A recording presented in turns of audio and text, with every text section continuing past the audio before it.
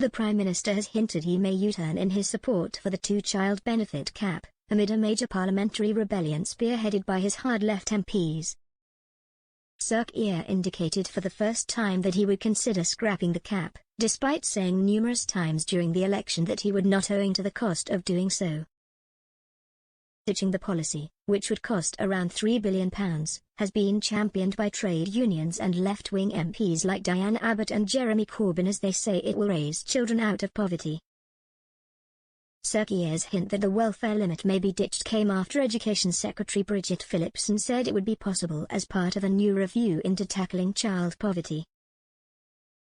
Asked about the thorny political issue on Sky News, Ms Phillipson said, "This was not a policy that a Labour government introduced. We are aware of the evidence around this, and as part of the review that we will conduct in the months to come, we will consider that as one of a number of ways. We will look at all levers in terms of how we can lift children out of poverty." Sir Keir appeared to back her during his speech at Farnborough Air Show, promising to make sure that the strategy covers all bases to drive down child poverty. However, this was plunged into confusion shortly after, when Sir Keir's official spokesman told journalists there has been no change in Labour's position on the policy. Asked if the government are preparing to U-turn, the spokesman said, "No. It's as the Chancellor said yesterday, it's as the PM I think addressed this morning as well. The government has got a certain set of fiscal inheritance that it has to deal with.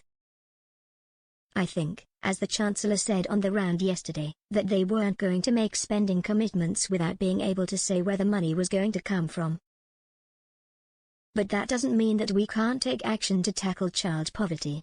On Sunday, Rachel Reeves told the BBC she could not pledge to scrap the cap without saying where the £3 billion annual cost is going to come from.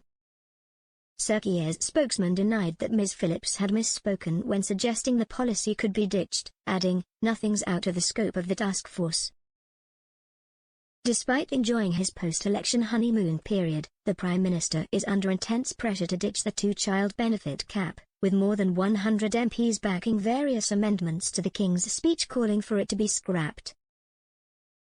Among them are Mother of the House Diane Abbott, along with fellow Labour MPs Dawn Butler, John McDonnell and Jeremy Corbyn.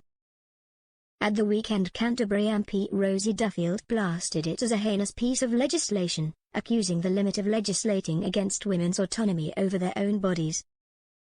However, Sir Keir could risk public wrath were he to abandon the limit. According to the most recent YouGov polling, 6-10 voters want to keep it, versus 28% supporting its retention. A majority of all parties' voters, including Labour and Lib Dems, want it maintained, while 81% of Conservative voters object to its abolition. Just 18-24-year-olds say the limit should be ditched, by 46% to 32%,